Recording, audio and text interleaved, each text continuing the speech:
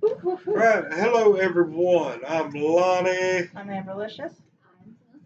and we are Untitled Network, brought to you by Infinity Flux out of Hickson, Tennessee. This is the live review of Westworld Season 2, Episode 4. The episode is called Riddle of the Sphinx. And let's see. Well, I mean, we had some very interesting revelations on this episode. First off, spoilers. Spoiler alert! Yeah, big time spoiler alert to whoever may happen upon this. If you've not seen the 4th episode of Westworld's 2nd season, turn back now. Unless you don't care about watching it now. If you're just here to see us, that's good too. Anyway, we had last spoiler alert warning. Here we go. What was her name? Elsie, the lady that we thought was killed about halfway through season 1. Yep, she Nick's pops on and up. says, "Hey, UNN, what's up?" Hola. Hey. Hello. Yeah, this she's alive and well. She's in a cave. The Lady Gaga looking lady that dragged Bernard like next to this cave. He goes in, finds her there. Not really 100% sure. Oh, Lady Gaga lady. What? You know, the thin girl that is kind of brain damaged. She looks like Lady Gaga. Huh? Why did she? Where did you get Lady Gaga? She does looks like Lady favor her Gaga. a little bit, yeah. In the face. Yeah, in the face. I mean, she definitely don't have her body. That's what I say. But in the face, yes. The blue eyes. I guess so. Regardless, found out she's alive. Her and Bernard go running around together. Which to me was like the most interesting part of the show. Yeah, to be honest. Whether to trust him or not. Yeah. Did she know he? And watching him kind of figure things out. So did she know he was a robot or not? She didn't, and then he told. Didn't he tell her? She had She had the little thing, and it registered, right? Yeah, she had the little pad, and it showed his, cognitive lockup or whatever it was. Well, see, I'm just wondering if she knew it before that. No, she didn't know that before that. Now, that part carried through, and they end up down in that, down in that place where all those faceless, drawn, half-done host bodies were, walking around it. And yeah, they are some creepy-looking ones. So we come to find out that the whole tie together of this whole thing, because he ended up there before, and we were kind of following that. The past and the present line up here, and come to find out he actually gave word for those drones to kill all of the workers down there, and then gave word to the drones to kill themselves. Which was pretty badass to watch. That was really cool. Yeah, and then he himself actually stomped one of the surviving workers' heads in. Native Clown is on. Native Clown, welcome to our review. But yeah, I mean, I'm not really sure. He remembers it, so I'm not sure if that's gonna. He mentioned about finally being in control, but it makes me wonder: is that action that he's remembering gonna play into the way he is going forward? The way he handles maybe other situations. Is he still evil in his core? See, that's what I was. Or is he really still free to make his own decisions? I don't know that he was ever evil per se. Like he himself, because he was being controlled. Yeah. And now that he's in charge, I think him remembering that, he's going to know his power, and that's probably going to play an important role. Was he being controlled during the killing scene? Because I was under the impression that happened after the order was given, after Ford was killed. You think so? But at the same time, we are seeing, the little girl host that talked to William, the man in black, there's still some forward programming in these hosts that are, there's still some control. So Bernard has this, likely. So you think maybe, like, at the moment, Ford's controls aren't overriding him? And so maybe no, but I come into play later? Yeah, I think that he may be put in, like, a moment of, like, the climactic moment where he could save the day, and Ford will end up taking over and causing him to do something that he doesn't want to do, and will end up screwing everything up. So my question is, why didn't he just kill Elsie? Why did he just keep her like that? That's what I understand. That is true. That's very true. Because he was probably told to kill her and didn't. There ain't no freaking way he told Bernard to tie her up and give her food and water. Like, ain't no way. So, yeah, there's a good possibility that he may be overriding those controls to some extent. Mary's in the chat. Oh, hello, Mary.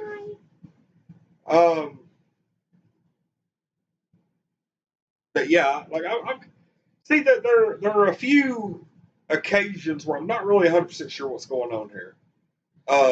And I think that's probably by design, but at the same time, for me, it's detrimental to the episode. I don't like not having a clue what's happening, and then suddenly, oh, here it all comes together.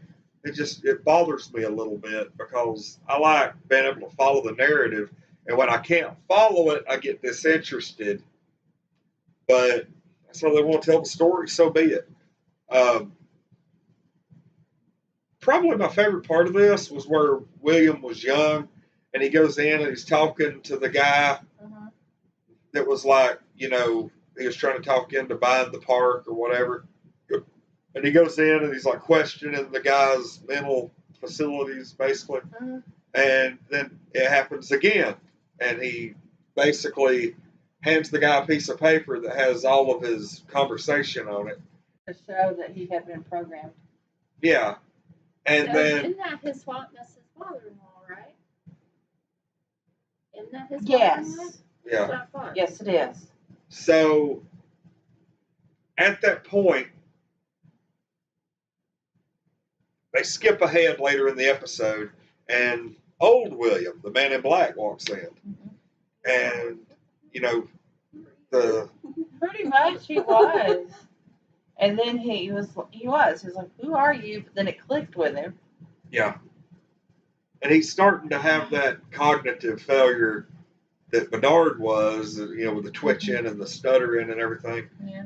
And he finally, William's like, hey, we're going to leave him like this because they're wanting to terminate him. He was like, no, let's just leave him like this and see how it progresses. Well, then later in the episode, Bernard and Elsie show up at the lab, and it's the same place. All the lights are like dark and red. All the alarms and everything are going off. And they go in there, and this is like days later, I'm assuming. And that dude is in there, has like cuts all over his face, and he's just really going off the deep end, like hardcore, like progression of robot craziness. Which, and probably something along the lines of like rampancy, and that was discussed in old science fiction things like even the Halo series, where you have an artificial intelligence that continues to learn, and it hits a certain point where it begins learning to the point where it drives itself crazy. Okay. And starts developing all these like disorders and things like that. So did he die, or did he kill his father-in-law? I think the father-in-law volunteered. I honestly think that. Well, here's the thing. I think he volunteered, and then he died. Like, he was like, hey, when I die, I want you to do this. Yeah. And that's what happened, and because he thought he could just live forever, because he explained Well, that didn't work out. Humans can't live forever. It's not meant to be. Like, that's exactly what he said. Yeah. So. Now, one interesting part, the way this episode ends, we have, like, the Man in Black running around, and, with the dude he's basically had captive, more or less, but he kind of creates an ally in the guy during this episode. And, they end up getting captured and they escape over the course of the episode. Turned out, pretty decent. But at the end, as they gather their men and they finally are heading out towards this, this grand finale or whatever, the Man in Black, his daughter shows up and meets him on horseback. I'm like, holy crap. That was pretty good. This is going to be the next episode. I'm really looking forward to it. Yeah. Right? So I was like, whoa. Oh. It's like, okay, this is what's happening. This is the thing. Absolutely loved it. The episodes are getting better, though. Thank goodness. Yeah, I mean, I like last episode a little bit better than I like this one. Oh, I will agree to that. The last episode was better than this one. But this episode and last episode were so much better than the first two. Yes. Thank God. Yes. Well, we kind of got an idea of what's going on now. Some of the plot lines are starting to tie together, and we're starting to see some stuff. But yeah, I mean, this overall was a pretty good episode. I'll give it that. It was pretty decent. What do we give it on a scale of 1 to 10, everybody? I'm not sure. I'm probably gonna. It was pretty good, but it's not a 10. I'm gonna say an 8. Oh, y'all. Yeah. Okay, so I was just graded it for both y'all. So yeah, That's about so right. I'm gonna give it an 8 or a 9. Yeah, I'm gonna say an 8. Yeah, I'm going to give it a 7.5. I thought the episode overall was mediocre, but it had so many crucial twists and plot elements. An 8, no freaking 7. Oh, and a half. 7.5. Because the episode to me isn't really rewatchable, but I would take a lot of the scenes out of here for like a. It was like.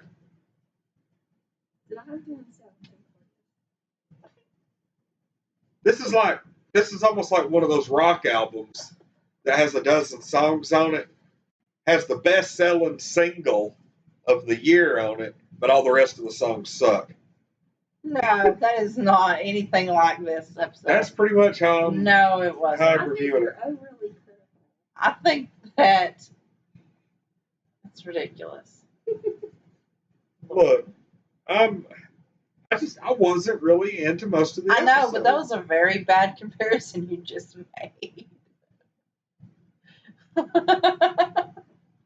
I mean, the revelation with Bernard remembering all of his memories and stuff, the fact that Elsie was still alive, a lot of the Man in Black stuff, and the whole deal with the crazy robot, and then the Man in Black's daughter returning at the end of the episode, or that revelation that she was his daughter, that's going to make for, like, some best of moments for the season, but the overall episode, I still don't believe was. Okay. Well, I still think it was better than a crap album with only one good song on it. So. Okay, crap album with 2 good songs. I'll give it that. Okay. You're saying a crap album's a crap album, regardless of what songs are on it. It was like who was it? The band that sang that song "Bother." Stone Sour. I just went to fucking. Who Sarah just went to see. Okay, well anyway, it was like back when I was just out of high have school. more than just that one song that you just don't know. But you insist they only have that one song. Well, what it was is I had heard on the radio right after that album came out, and the song "Bother" was out, and it was everybody loved it, and there was like this rash of people who bought the album expecting music like that, and it was like a hard metal, and people were like pissed off. Well, people are idiots. It's Corey freaking Taylor. I don't know who that is. Slipknot. But, pretty much. You have to be a complete idiot. Really? I completely Well, that would have been me. I don't know who the hell that is. Do your research. Was that the guy in Stone Sour from like another band? Yeah, Slipknot. I don't like Slipknot, so if I would have known Exactly. But see, the thing is, Slipknot, they do have the song stuff. If anybody's heard of it, that's a soft song. It is That's a soft song. Very soft song. Hard metal groups have soft songs. Yeah. It's a thing. Like, what on It's the only earth? popular song they did. I mean, so. No, it was not. Oh, no. That's just it. Ooh. That might have been the only mainstream, but that was not the only popular song they had. Oh, no. They're on Sirius all the time. Okay, well, speaking of music, on May 26th, Memorial Day weekend, we will be returning for the UNM Summer Concert Series. The Tone Deafs returned. Yes. So, We had such a great time, the three of us, along with Clockwork Calamity and then Ashley from the Humane Education Society. We had a really good time playing Rock Band 2, Rock Band 3, and Lego Rock Band. We barely got to touch on Lego Rock Band, though. that was a good way to end, though. It's kind of like a preview for next It was. I'm telling you, we're gonna get somebody to sing the Ghostbusters thing. Oh, Somebody's gonna get wasted enough to sing Ghostbusters. Probably. I don't have to be wasted. I just do it. Really? I'd have to be I drunk. don't care. Why? Okay, Sarah's got it. Sarah tore up Chop Suey. Hey, I'm gonna go ahead and say It was great. No, I mean that in a good way. no, you did an amazing job. You were awesome. Like for real, I'm gonna isolate Did you get that like song. 98% on that shit? I think so. I'm gonna isolate that song, just that song for a video, and we're gonna post it. But the only thing is, you can't watch our UNN Summer Concert Series archived on YouTube. You have to watch it live. YouTube is not a huge fan of us playing Rock Band on there, so you have to watch it live. And if you miss the live showing, we are posting it immediately after on our Facebook page. So you'll be able to go and watch all the archive UNN Summer Concert Series on Facebook.com. Which I told you really don't make sense. Because like I said, they've got those like DDR videos. I don't know. I don't make the rules. And like it shows you how to do it all correctly and stuff. Surely we don't have any I doubt it. But anyway, we're gonna remember May 26th is our UNM Summer Concert Series. If I'm not mistaken, it's going to be May 24th. We're going to be interviewing Amber from the Ohio River Valley Cosplayer Group. We also got Deadpool coming up. I was about to say that's. Oh yeah, Deadpool's this week. That's what I was thinking. Isn't it this week? Holy crap! I forgot. Okay, I gotta. You were thinking what? It was like next week or something? Yeah, because I was expecting you in live this week. Oh. Yeah. Okay. Okay. I absolutely forgot. No, I've been counting now. I mean, I want to see Deadpool, but it's just been so busy with the concert series and everything that I've been rattled. All right. Well, anyway, we're going to go ahead and call tonight. Everybody, thanks for watching. This has been our Westworld Season 2, Episode 4 review. The episode was titled The Riddle of the Sphinx. And we'll be back next week. Probably our next big thing. I'm planning on doing a video game stream of some point, either Wednesday or Thursday. We're going to be doing a Deadpool 2 review Thursday night. Probably going to be kind of late. And I may do some kind of video game stream tomorrow night or Tuesday night, depending. I don't know. Y'all are planning on doing your... Well, I haven't asked Sarah, but yeah. Oh. Well, never mind. I was going to see if you wanted to do our solo stream Friday or Saturday night. That's totally fine. Okay, so which one are we doing? Probably Friday. Friday's fine. Okay, Friday, yeah. Okay, so Friday night. Friday night, me and Sarah. Yep. Amber and Sarah are going to be doing... Alice. We'll be playing Alice. Y'all are going to be playing Alice. Well, duh. God, I might be horrible because Justin got so far last time. He did really good last time. Like, it's really hard for me to, like, jump up in the air, so I might, like, fail. So y'all are for sure playing Alice? Yeah, why not? We might play something else. We might play them all. Just all right. Time. Well, everybody have a good rest of the night. I'm Lonnie. Amberlicious. We're Untitled Nerd Network, brought to you by Infinity Flux out of Hickson, Tennessee. This has been Westworld Season 2, Episode 4, Riddle of the Sphinx. Thanks for watching. We'll see everybody sometime in the next couple of days. Just stay tuned and watch the schedule.